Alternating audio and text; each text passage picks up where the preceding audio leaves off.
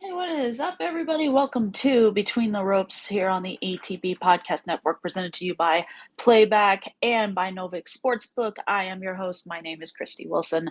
Welcome to the show. It should be a fun show. And by the way, I got to give a shout out to somebody. JC Jane, the NXT Women's Champion, hurt her, looked like a really bad leg or knee injury at an event, at an NXT house show. I hope everything is fine. And hopefully, I hope all is well with you, JC. So let's get to the show. The show, of course.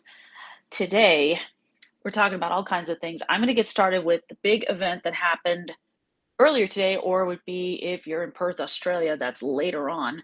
Crown Jewel. Yes, Crown Jewel. The event that started very, very early in the morning here for me here in the United States, and started for everyone out in Australia, land down under.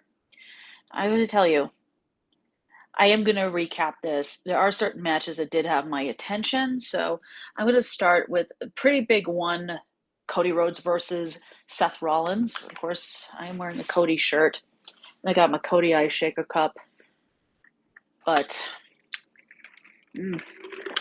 not for the reason you think.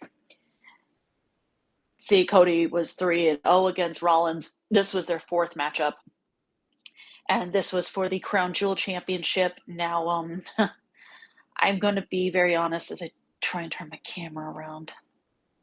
Okay, this isn't working. All right, there. Hopefully this works a little bit better. Now, back to Seth versus Cody, Crown Jewel. Okay, here we go. The storyline on this, the build up to this was pretty crazy. Yeah, they have that history. Yeah, they worked together. Seth was Cody's shield, if you know what I mean, at WrestleMania last year. And now everything's completely changed. Rollins is the leader of a group called The Vision with Paul Heyman as the Oracle, Braun Breaker, Bronson Reed as his minions, if you want to call him that. As hell knows I would. I would definitely do that. But this buildup was actually pretty decent in my opinion. It did, I know there were people calling for Rollins to win because Cody was 3-0 against him. Well, you got your wish. Rollins won by using the Rolex watch. I'm sure it was a prop Rolex watch that he used to hit Cody and win, which was, if you're a Rollins fan, congratulations. Me, oh well. I mean, eventually Rollins was going to have to get a victory at some point against Cody because there's that story in there. There's that storyline built in there between those two. And I'm sure offstage they are cool and everything. I mean, they're both dads. They're both married, and they probably respect the holy living hell out of each other. And there's that. So, congrats to Seth Rollins for winning. Congratulations, golf clap, golf clap. Next match on the card. This was the one match on the Crown Jewel card that that really interested me the most. And that was Tiffany Stratton, the WWE Women's Champion, versus Stephanie Vaquer, the newly crowned WWE Women's World Champion. Story on this was, who needs this victory more, Tiffany or Stephanie? I think we all knew, since Stephanie had recently won the Women's World title at WrestlePalooza. And this is my personal opinion, I do personally think she needed this win more because she's new on the scene. She's a newly crowned champion. It makes sense. Tiffany, had an undefeated streak, and it had to be snapped at some point, and this is what you got. Some felt that the match was too short. I don't know.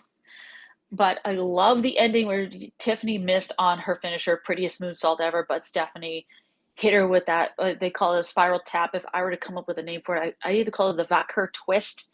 Someone came up with a different name for it. I can't remember it off the top of my head, but it actually sounded pretty freaking awesome. So I gotta be honest about that. There is one match on the Crown Jewel card. I wasn't even 100% aware of it, but people are praising it online. That was John Cena versus AJ Styles. These two have history dating back to AJ Styles coming into WWE in 2016 after making his name in TNA, after making his name in New Japan Pro Wrestling. These two had battles. And, you had, like, the Good Brothers coming in, and then you had, these 2 just had great just work really, really well together, and their matches were really good. This one, because of AJ Styles announcing that he's retiring next year, I guess that gave John Cena the idea, "Hey, let's run it back one more time. Let's go to Australia. Let's have this final match. Let's do this." And AJ Styles came out in his old school TNA trunks, which was great. And these 2 put on a show. I would say, based on what I read and a little bit of the clips I saw on Twitter, because no, I didn't get up to watch this at 6 a.m. Mountain Standard Time. That is way too early in the morning, and I am someone who values sleep. I do. So, but that's being called match of the night, and you know what? It definitely had that look and the feel of match of the night. I mean, heck, I'm gonna kind of go out on a bit of a limb and say you should make this should be a match of the year contender, or at least be named if Pro Wrestler PWI had a list of the top matches of 2025. They got to put it in there. At least put it in there. Okay, since this is in no the topic order is in no specific order, I'm going to get to a piece of news.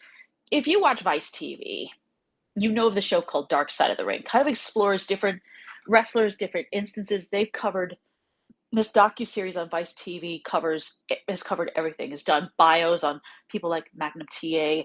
Um, they've covered different types of indie wrestlers. There was one I know stood out in my mind, Nick Gage, who is a death match legend. And, he talked about his life and everything like that and his experience on the indie wrestling scene. And, he became a huge star for Game Changer Wrestling, which is a really popular promotion. And they've done everything like the Fabulous Moolah. They even looked at the death of Owen Hart. They've looked at.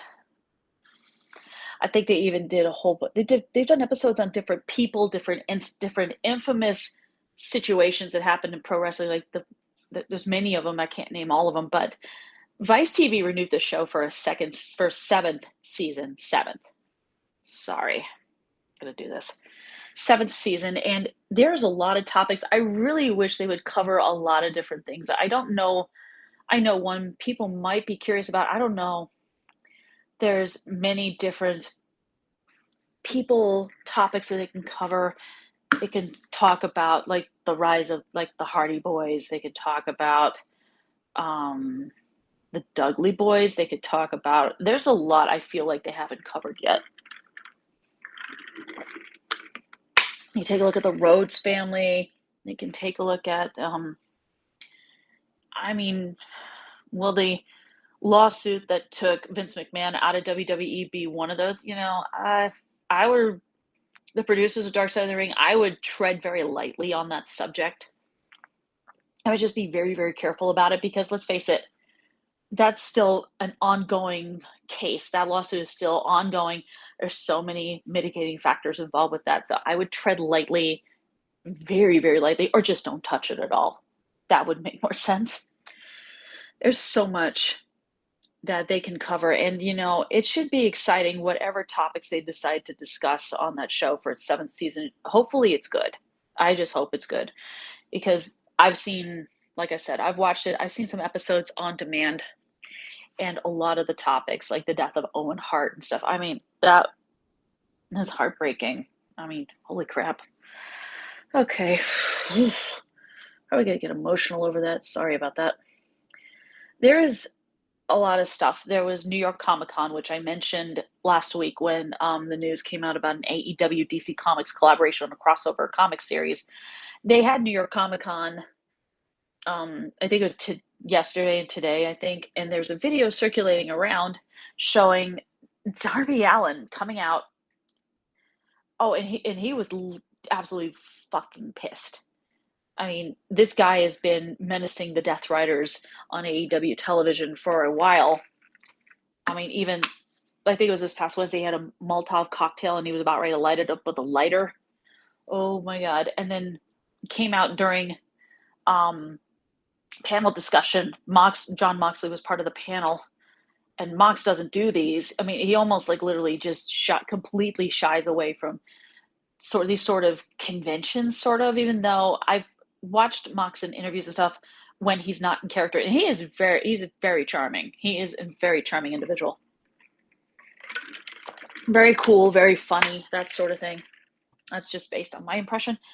And if I guess I kind of figured out the reason and God knows probably how many other people out there figured out the reason why Mox was there as part of this New York Comic Con panel and why Darby showed up was to keep the storyline going between these two because let's face it, Mox doesn't want to keep going with this thing with Darby. He's just seems to be too preoccupied wanting to wreak havoc over AEW and kind of trying to assert his dominance when I really feel like that dominance died pretty much when he lost the title to Hangman Adam Page at All In. And I've said it before, Death Riders need to die. Pretty much like this faction needs to go away. Like, get out of here. I'm not interested anymore. I don't care anymore.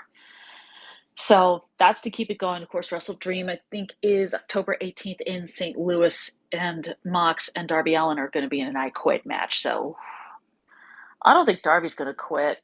I don't think Mox is going to quit. It's going to take something to really get one of these two to utter those two words in this match. So we'll see. We will definitely see. Whew. There's a heck of a lot more going on, which is the preview for TNA Bound for Glory. Now, this ties into the subject of Roast a Wrestler, and I'll get to him later.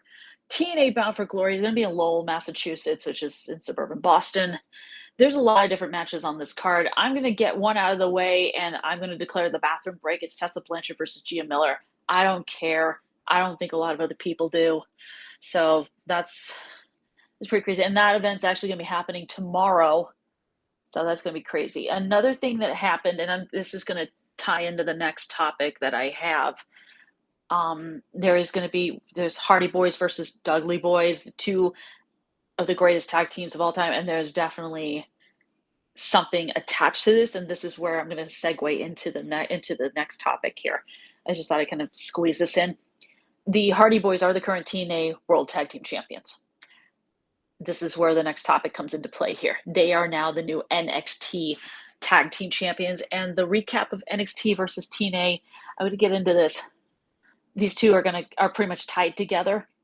So Matt and Jeff Hardy, God bless them, defeated, I think it was Dark State who had those titles, the NXT ones, and they are now holding two titles in two different promotions, which is crazy. But it doesn't feel special to me because the double champion thing has lost its luster over the years because it's just happening way too frequently and a little too often, and it's ridiculous.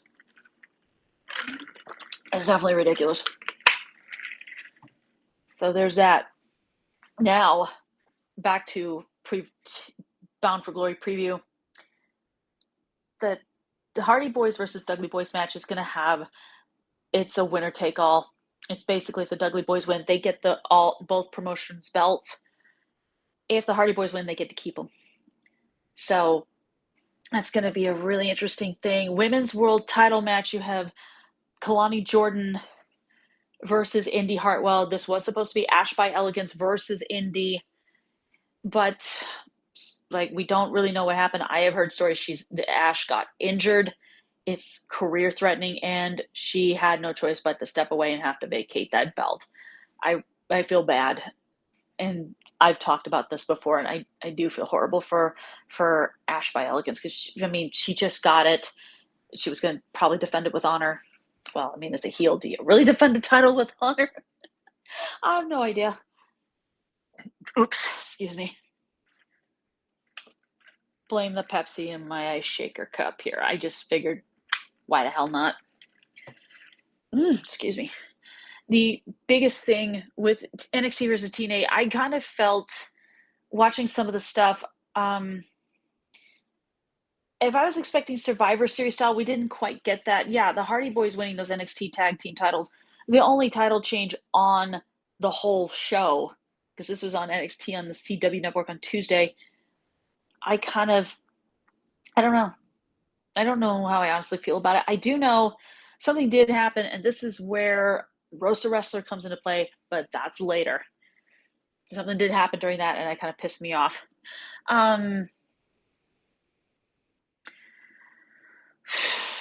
There's a lot going on. But yeah, back to Bound for Glory. There's a lot going on. Like I said, there's a knockouts title match. I mean, do I think Kalani Jordan's going to win it in a retain? No, I don't.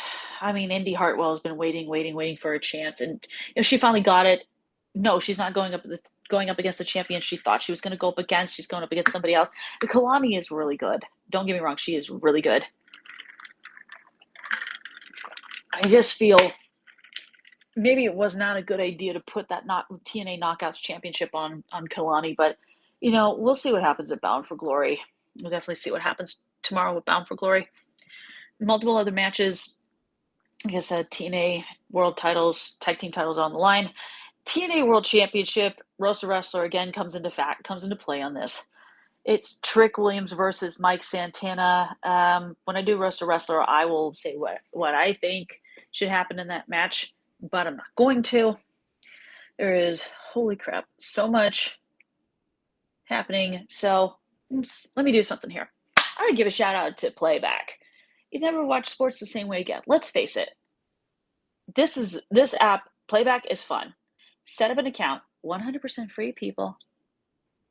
And you can check out all the different communities, watch sports like NBA, Major League Baseball. I mean, heck, if you were watching live stream on ETB last night, you saw Callum McClurg, Nick Morganson, and I go bonkers over that 15-inning winner-take-all Game 5 between the Mariners and the Tigers. It was epic. It was amazing. And you can get to experience that when you set up your account with Playback. Check all the communities. Check ETB. You can check us out. You can check me here. You can check Nick and Callan on Press Row. You can check out Gridiron Gurus, Hitting for the Cycle, Moving the Goalposts, Power. So we got good shows here. We're also on YouTube as well, so you can check us out as well. So much. This app has a lot of great stuff on here. There's no question about it. Absolutely zero question about it. So join Playback, free. Who doesn't love free? I do. I love free. And also shout out to Novik Sportsbook. You can use the code ETB Network. You get bet 5, win 50, that sort of thing. If you have a gambling problem, call up 1-800-GAMBLER and they'll help. They'll get you help if your gambling is starting to get problematic for you and everything like that. So go ahead, check out Novik Sportsbook, and you don't have to bet against, you're not playing against the house. You're playing against actual fans. You get to keep your winnings, which is cool. Some of us on ETB are doing that. I unfortunately cannot because I live in a state that does not allow that. It's Montana. Montana, not legal to do that, but you can. But if you're living in states like California, New York, Georgia, you can do the betting. You can bet on, say, oh, if you had a money line for the Las Vegas Aces in the WNBA Finals, guess what? You win.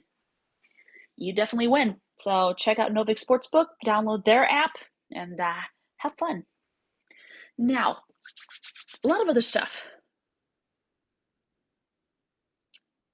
I've just come across, someone did some artwork. This is freaking wild, if I'm being 100% honest. It is wild. It is wacky. And I'm going to actually put it in the chat, in the show's chat here real quick. So just going to turn the volume down so there's no echo. So here we go. I'm going to go in. I may need to turn this iPad around. Pardon me. I'm going to put this in here. This is really wild. So if you see it here, it should be, oh yes, there it is. That is I think this is a fan-made poster of the I Quit match, Mox versus Darby Allin at Wrestle Dream. Shout out to Omero GFX on X, or Twitter as it used to be called. Shout out to you, sir. Great job on that. That is so friggin' awesome. I love that. That is just the coolest thing. I'm going to repost that on the show's X account and give it a like as well. So there you go, sir. Excellent job, by the way. I really, really love that. I really do. So we're going to go into the next thing. This is probably what everyone is waiting for. Uh-oh. I think somebody decided to come in here. Hold on one second.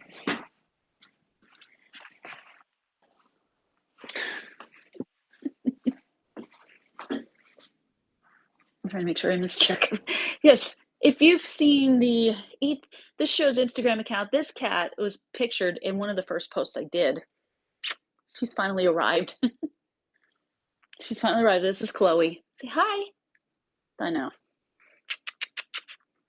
She just wanted to come in here and check on me, which is great. This is the unexpected moments that happen. You never know what you're going to get. Okay. Now I got to get myself completely psyched up because Roaster Wrestler is here. Now, let's get into it.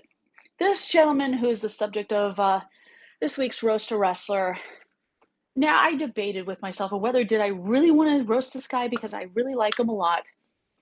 He definitely has all the intangibles to become a star.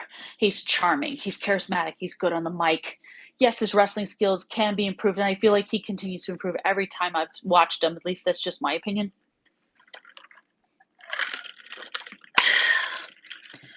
I feel like, and this is going to go back to the TNA versus NXT recap topic that I did. This guy is put in charge of Team NXT along with the current NXT champion, Ricky Saints. Guess what this dude does? Bye. Walks out. Clearly disinterested. Clearly doesn't care. I know this is part of his character, but I'm going to be completely straight here. That was a bullshit move. Trick Williams. Yeah, that's who the subject of Roaster Wrestler is. That's right. Man responsible, whose theme song gets Booker T going, yeah, that sort of thing. When every time the crowd starts chanting, whoop that trick. Yeah. Trick.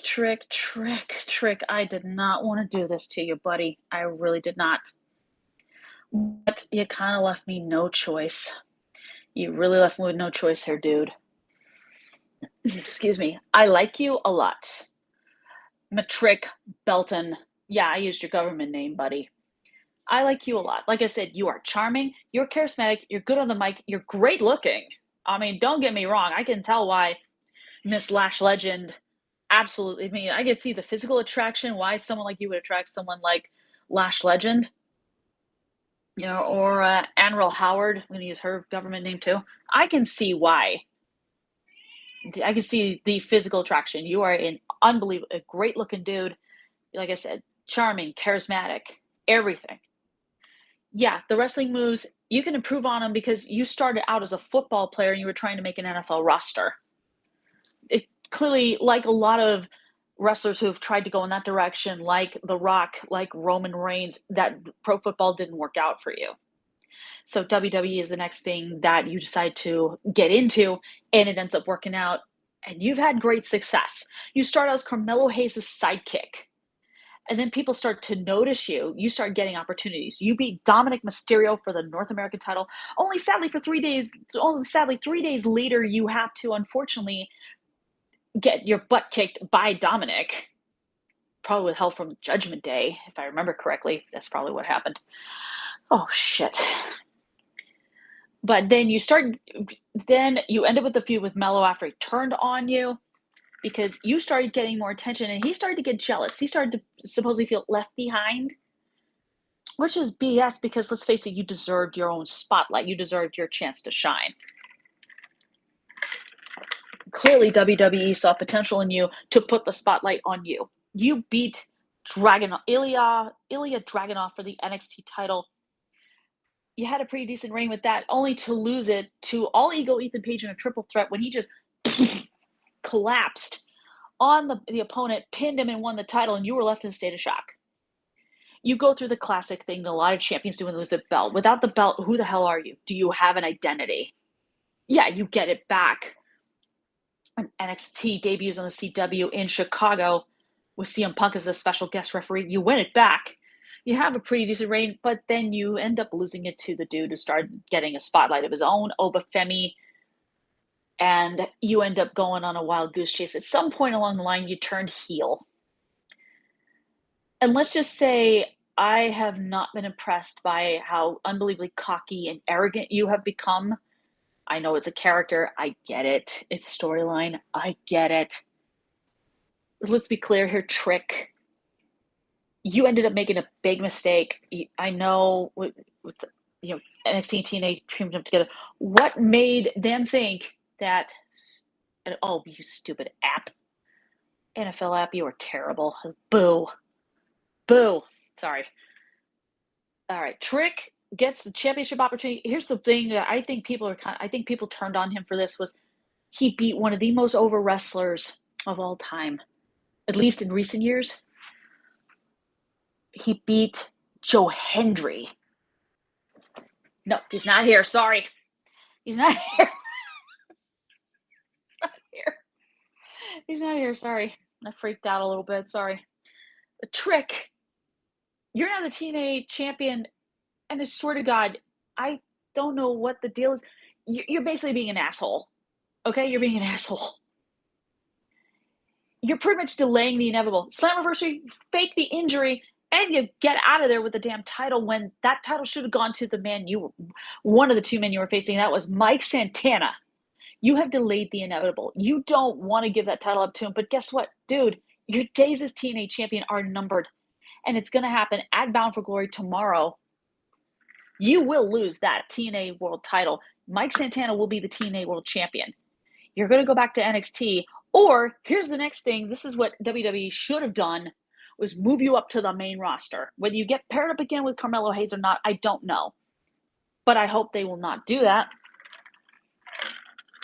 This cocky, arrogant asshole persona you're putting out there, Trick, is very unappealing, and it's really turning me off really bad. And I like you. I really do. I think you are a really cool dude. Really cool. But this character that you are portraying right now, I hate it. I absolutely hate it. I can't cheer for you. Every time I see you with that belt, I can't even look. I just can't. I have to turn my head like this. And I don't like doing that. I really don't. That's why I had an unbelievably hard time trying to pick who I was going to annihilate in this segment. And it was just tough for me to do it. But the more I thought about it, the more I realized you have just pissed me off bad enough to the point where I felt like I didn't have any other choice. So Trick, I hated doing this to you, buddy. But I didn't have any other choice here. You did. Not good, buddy. I hope to God Mike Santana beats you and you need to go back to NXT with your tail tucked between your legs. That's it. Now, since I've got a couple of minutes left, I'm going to take a look at, of course, it looks like another real-life WWE couple has decided to team up on a WWE TV, and that is real-life married couple Aleister Black and Zelina Vega. Yeah, if you didn't know they were married, then I don't know. I mean, then again, if you don't keep up with wrestlers' personal lives, that's fine too. You don't have to. But clearly, these two who have been married for a few years finally decided to work together. I kind of got a sneaking suspicion with them that there was a possibility they could work together when both were in NXT, and I think they were in. I kind of saw a little bit of chemistry between them. I mean, well, some sparks, but the storyline situation wasn't right. Now, the storyline is right. They can now work together and probably show what both can do together as opposed to separately, even though I think Aleister Black is terrific. And Zelina, she seems pretty cool as well, so there is all of that happening. So much going on, and it's been crazy, but it is going to be better. Roaster Wrestler segment for next week. I have an idea, but I'm going to wait a little bit because usually it takes someone to piss me off to really get me to come up with an idea of who I could put next in the segment that I want to basically obliterate in a sense. So that's going to be it for the show. Sorry.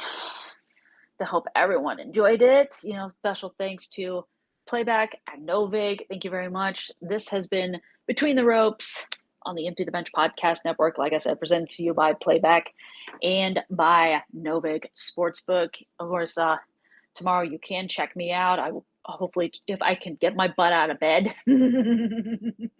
I will be part of ETB's NFL Red Zone coverage, just watching, having fun with the guys. Check out Gridiron Gurus. That's going to be before Red Zone coverage. So I will see you folks next week with a new episode. See you later. Bye bye.